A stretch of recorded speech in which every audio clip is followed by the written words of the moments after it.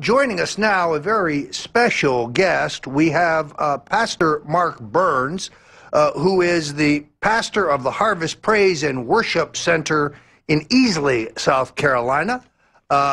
Pastor Burns was labeled by Time magazine as Donald Trump's top pastor. He was named by one of the 16 people who helped shape the 2016 presidential election by Yahoo News.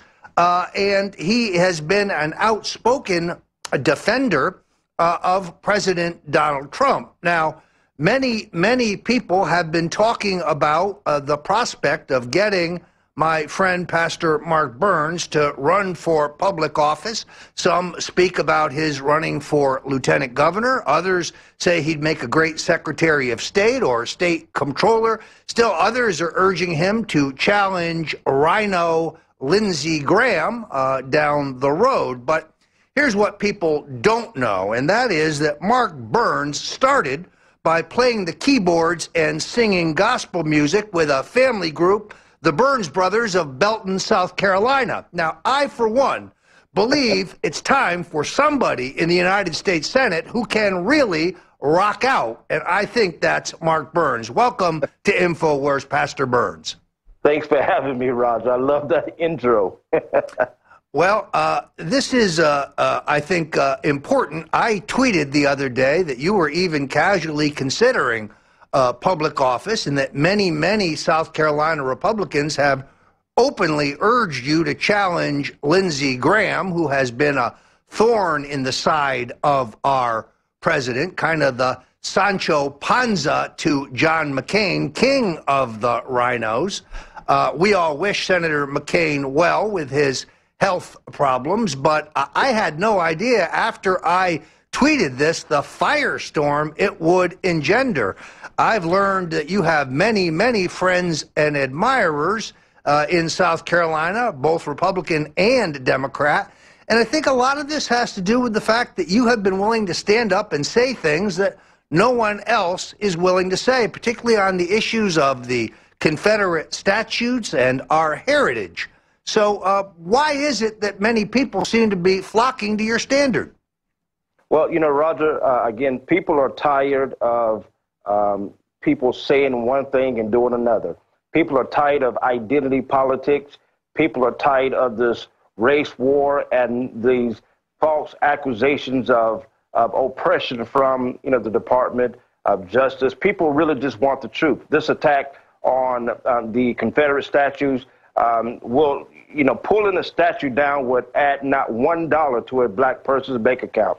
And this is what Donald Trump gets. He understands I'm not going to focus on the fruit of the problem, which is race wars, identity politics led by the liberals and the Democrats, but I'm going to deal with the root of the problem, which is a lack of jobs. And Donald Trump understands that. No, it seems to me the entire argument about these statues is an argument about the past. I'm more interested in the future. All the black people I know, they're interested in economic opportunity. They're interested in safer and better schools. They're interested in living in safer and more secure neighborhoods. Everybody I know in that community wants their piece of the American pie. They don't want to argue about things that happened 100 years ago. To me, I think it disrespects Abraham Lincoln, Dr. Martin Luther King, Adam Clayton Powell Jr., Malcolm X. These men led, and they've made progress. No, we are not perfect, but we are making progress. And I think you have said these kinds of things. I think it's why many people are rallying to you. Well, you know, it's not about protest. We got to get out of the protest mindset. We got to get out of protest, and we got to focus on progress. How do we move forward? Again, focusing on statues, focusing on the Confederate movement back 100 years ago. It changes nothing for us today. It is not about civil rights today. It's about economic rights. Again, poverty knows no color. You know, what's happening in poor black communities is happening also in poor white communities. And the goal is we've got to focus on the real issues, which is jobs, changing the focus on this racial divide that is not bringing us together and start really dealing with the issues that's going to change all American lives in our country. Again, as long as we're focusing on the protest, nothing will ever change. Progress. How do we move forward? How do we work together? And how do we bring our arms hand in hand together? And that's the movement that's taking place. And you're right, Roger. I'm just blown away about and flattered of so many people around the country that is saying, Pastor, you need to run against Lindsey Graham. Again, I'm so flattered. My number one focus right now is to just do what you said, focus on the real issues that are plaguing our communities, African-American communities. And guess what? Black people don't want to hand out. They don't want to. They want to hand up. They want opportunities. They want a chance to say, listen, I did this because I'm a hard worker. Like Dr. King, you're not going to judge me based off the color of my skin, but by the content of my character. And so people are tired of these identity politics, and they want real people who are going to stand up just like Donald Trump and just like Henry McMaster, the governor of this great state of South Carolina. I'm really adamant and I'm focused on helping elect the current incumbent governor, Governor McMaster, to continue to carry the torch to South Carolina.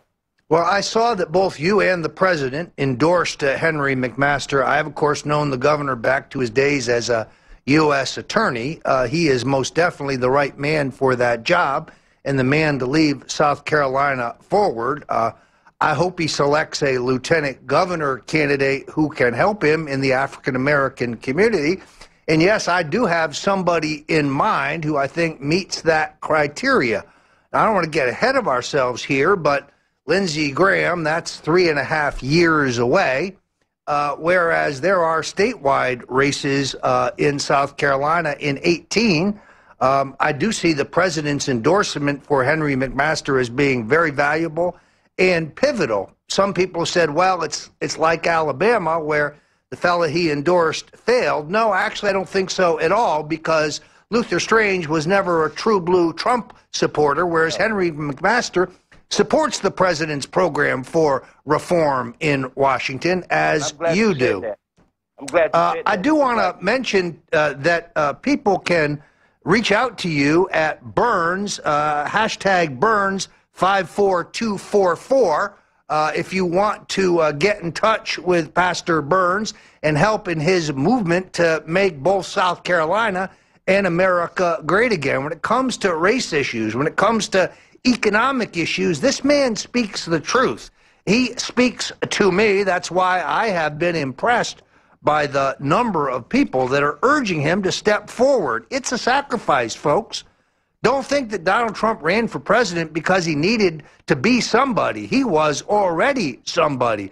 Pastor Mark Burns is already somebody. He's already having an impact on his community. It would be a burden, a sacrifice to run for public office. But leaders must lead, and if folks like Mark Burns don't step forward, then we are stuck with the status quo.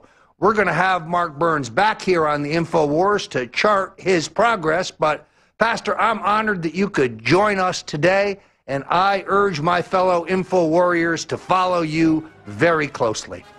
Thank you so much, Roger. I'm so honored to be here. And again, for everyone that is watching, just pull out your cell phone and text Burns, my last name, to the number 54244, and I'll be able to connect with you personally.